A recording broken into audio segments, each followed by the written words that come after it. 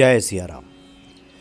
जो अपने इष्ट के भक्ति में लीन है, जिसे अपने इष्ट पर भरोसा है, प्रेम है, हर क्षण हर घड़ी हर अवसर पर इष्ट का स्मरण होता है, इष्ट का ध्यान आता है, इष्ट की उपस्थिति का एहसास करता है वो व्यक्ति।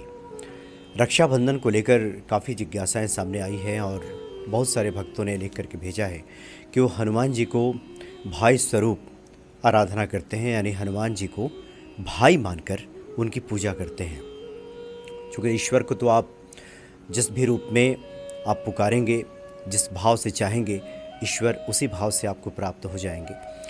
तो बहुत सारे भक्तों का ये भाव है कि हनुमान जी को भ्राता की तरह, एक भाई की तरह हम आराधना करते हैं। तो इस रक्षाबंधन के मौके पर हम उन्हें कैसे राखी बांधें, उनकी कैसे आराधना करें, कैसे पूजा करें। बहुत सारी जिज्ञासाएं इस बात को लेकर के आई हैं, क्योंकि भद्रा काल की बात कही जा रही है 30 अगस्त को और 31 अगस्त को।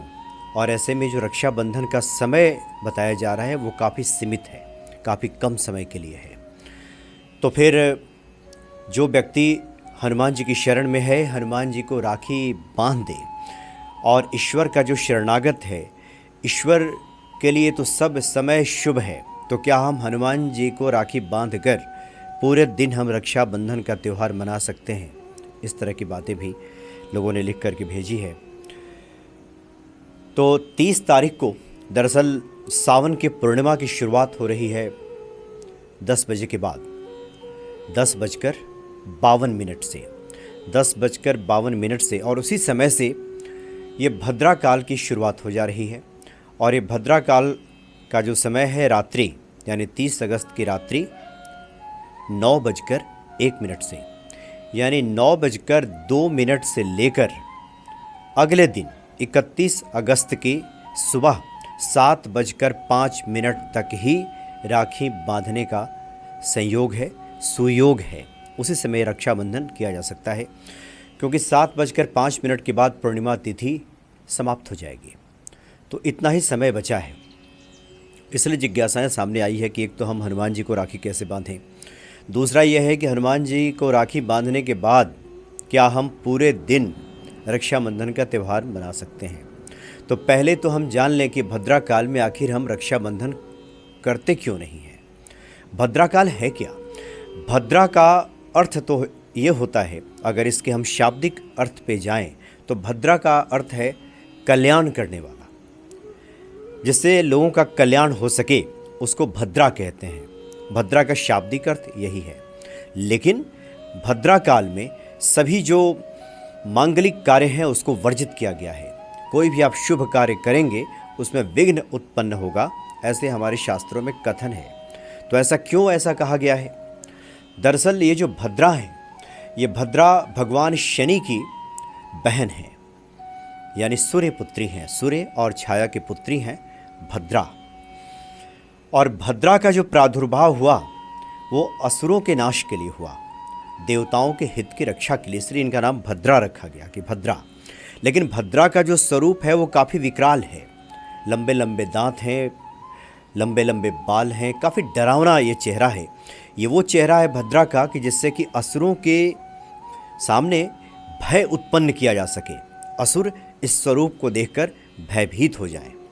तो असुरों को पराजित करने के लिए ये प्रादुर्भाव हुआ भद्रा का। लेकिन चूँकि भद्रा स्वभाव से ही इस तरह के उनके भीतर पहले से ही, बचपन से ही ये सारे जो लक्षण हैं स्पष्ट होने लगे थे, दिखने लगे थे। ये विकराल चेहरा, तमाम तरह के कार्यों में विघ्न उत्पन्न कर देना, जो उसी कार्य हेतु भद्रा का प्रादुर्भाव हुआ। तो भगवान सूर्य काफ़ी चिंतित हुए और ब्रह्मा जी के पास गए कि भद्रा के उत्पात से, क्योंकि भद्रा का जो स्वभाव है ये शुभ कार्यों में विघ्न डालना है, किसी भी कार्य को, बनते हुए कार्य को बिगाड़ देना है, भय उत्पन्न करा देना है। तो इसका क्या निदान हो सकता है? तो ब्रह्मा जी ने कहा कि भद्रा के लिए समय निर्धारित किया कि ये तीनों लोकों में भ्रमण करेंगी, पाताल में भी, धरती पर भी यानी मृत्युलोक में भी, और स्वर्ग में भी। और जब ये धरती लोक पे जिस समय इनका वास होगा, जिस समय ये विचरण करेंगे, उस वक्त कोई भी कार्य सफल नहीं होगा, विघ्न उसमें उत्पन्न होगा।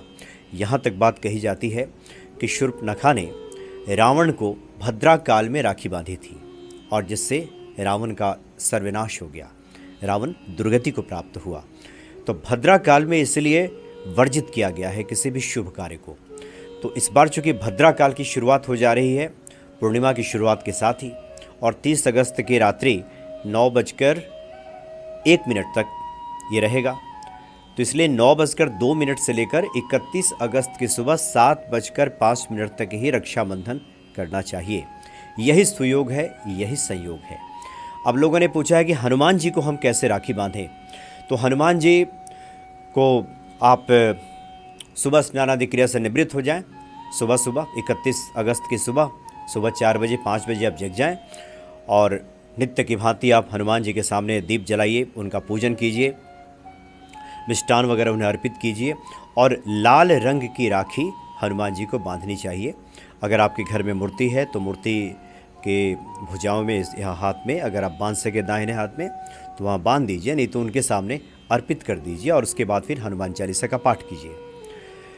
और 3 गांठ लगानी चाहिए राखी में, तो 3 गांठ जरूर लगाना चाहिए। जो पहला गांठ है वो त्रिदेव को समर्पित है, भगवान विष्णु, ब्रह्मा और महेश, ये त्रिदेव को समर्पित है।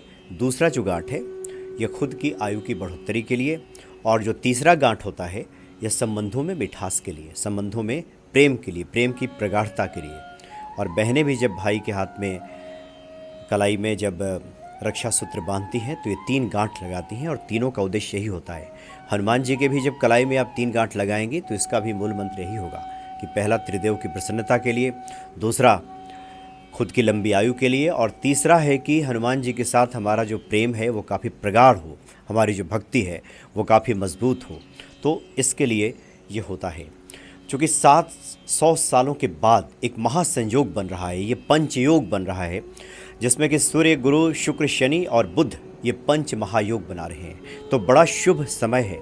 इस समय जो भी आप शुभ कार्य करेंगे, पूजन पाठ वगैरह करेंगे, भाई के हाथ में कलाई पे राखी बांधेंगे, हनुमान चालीसा का पाठ करेंगे, हनुमान जी के सामने रक्षा सूत्र अर्पित करेंगे, चूँकि हमारे शास्त्रों में ईश्वर को भी रक्षा सूत्र अर्पित करने का विधान है। गणेश जी को राखी बांधी जाती है, और उसके बाद भगवान शिव को भी, और फिर उसके बाद जो महादेव को तो बांधी जाती है, हनुमान जी को भी राखी बांधी जाती है। तो जो जिसका इष्ट है उनको वो रक्षा सूत्र अर्पित कर सकते हैं, बांध सकते हैं, और उसके बाद रक्षाबंधन का त्यौहार मना सकते हैं। अब लोगों ने पूछा है कि क्या दिन भर हम मनाएं? तो हनुमान जी को आपने राखी बांध दिया है और आपका प्रेम इतना प्रगाढ़ है कि आपको लगता है कि जहाँ हनुमान जी है वहाँ सब मंगल ही मंगल होगा, तब तो सब ठीक है, क्योंकि प्रेम में कोई नियम काम नहीं करता। लेकिन ये भी सत्य है कि प्रेम नियमों की अवहेलना भी नहीं करता, प्रेम में अस्वीकार्यता नहीं है। अगर हमारे शास्त्रों में विधान है भद्रा काल का, तो इस भद्रा काल का पालन जरूर करना चाहिए। तो मेरा तो यही मत है कि भद्रा काल के बाद और पूर्णिमा का जो समय बचता है, यानी कि 30 अगस्त की रात्रि 9:02 से 31 अगस्त की सुबह 7:05 तक ही रक्षाबंधन का त्यौहार मनाएं, क्योंकि 7:05 के बाद पूर्णिमा तिथि का ही क्षय हो जाएगा, पूर्णिमा तिथि खत्म हो जाएगी। इसलिए रक्षाबंधन तो पूर्णिमा तिथि में ही मनाना चाहिए।